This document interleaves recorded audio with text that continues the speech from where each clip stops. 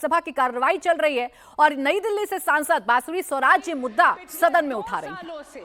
नगर निगम यानी एमसीडी भी दिल्ली सरकार के नियंत्रण में है, दिल्ली जल बोर्ड दिल्ली सरकार के नियंत्रण में है, ड्रेनेज की सफाई दिल्ली जल बोर्ड के दिल्ली सरकार के नियंत्रण में है, लेकिन इन्होंने ना अपग्रेडेशन करी है ना डिसिल्टिंग करी है नालों की।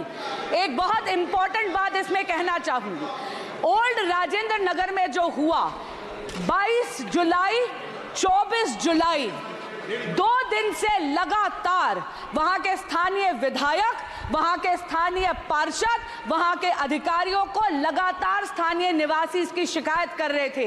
विधायक जी व्यंग तो कर रहे थे लेकिन उन्होंने कोई एक्शन नहीं लिया। मेरा आपसे निवेदन है कि गृह मंत्रालय से अनुरोध करती हूं कि एक जांच समिति बनाई जाए जहां पर ये जो दिल्ली सरकार जो केवल प्रचार प्रसार और भ्रष्टाचार में लिप्त है, इसमें इंक्वायरी बिठाई जाए। दिल्ली की नालों की सफाई क्यों नहीं करी जाए? दिल्ली जल बोर्ड चरमराती हुई व्यवस्था में क्यों है?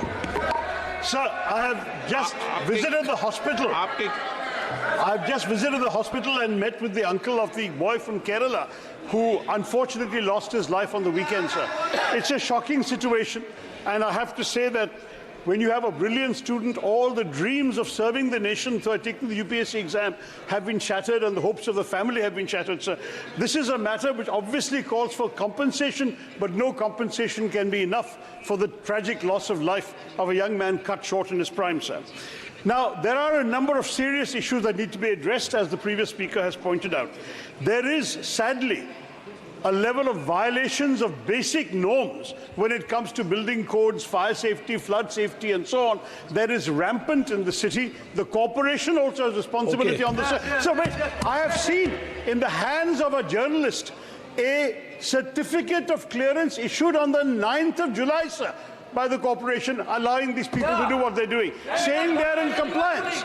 Now, this kind of thing will have to be corrected, sir. At the same time, drains have to be cleaned. They're choked and clogged. Sir, let me just finish. The most important issue, and I say this on behalf of the family also, is to prevent such future tragedies. For this, there has to be a comprehensive inquiry, but there also has to be very specific steps taken to ensure that no other parents coming to our national capital from various parts of the country suffer this kind of loss and tragedies. Sir.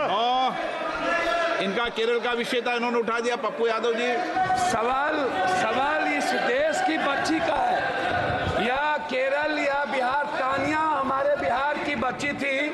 हम अपनी बहन को बता देना चाहते हैं, middle class की एक बच्ची तानिया जिनकी मौत कल हुई है, परसों।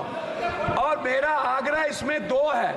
मैं ना बीजेपी और आम आदमी पार्टी की आलोचना में पूरे देश के बच्ची जो 60% बिहार के एसएससी यूपीएससी करने आते हैं या बाहर कोटा, लगातार हमारे कोचिंग, अध्यक्ष महोदय, लगातार कोचिंग का मानक गाइडलाइन गवर्नमेंट के द्वारा नहीं होना, सुरक्षा की व्यवस्था नहीं होना, और एक घटना नहीं, अध्यक्ष महोदय 1 मिनट, एक बार घटना नहीं घटी है।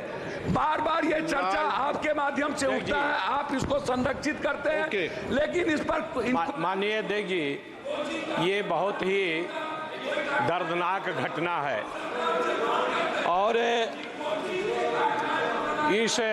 इस घटना में जिस तरह से पानी उसमें गया, बच्चे निकलने का प्रयास कर रहे हैं। आपने भी देखा होगा वीडियो। आप तो विषय क्या है बता दो। आप मान्यवर, आपने भी देखा होगा वीडियो। आप क्या बोलना चाहते हैं?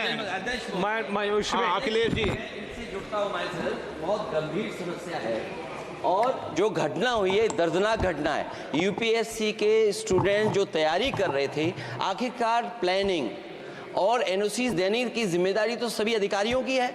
अध्यक्ष महोदय, जिम्मेदार कौन है, उनके खिलाफ कार्रवाई क्या हो रही है? नंबर 1। दूसरा, ये केवल एक विषय नहीं है इलीगल बिल्डिंग। हम तो यूपी से अध्यक्ष जी देख रहे हैं, जहां इलीगल बिल्डिंग बनती है वहां बुलडोजर चलता है। क्या अध्यक्ष ये सरकार बुलडोजर चलाएगी कि नहीं चलाएगी? विजय कुमार दुबे। धन्यवाद महाराज जी। माननीय अध्यक्ष जी, माननीय अध्यक्ष जी, आपके माध्यम से विजय कुमार दुबे जी, धन्यवाद माननीय अध्यक्ष जी।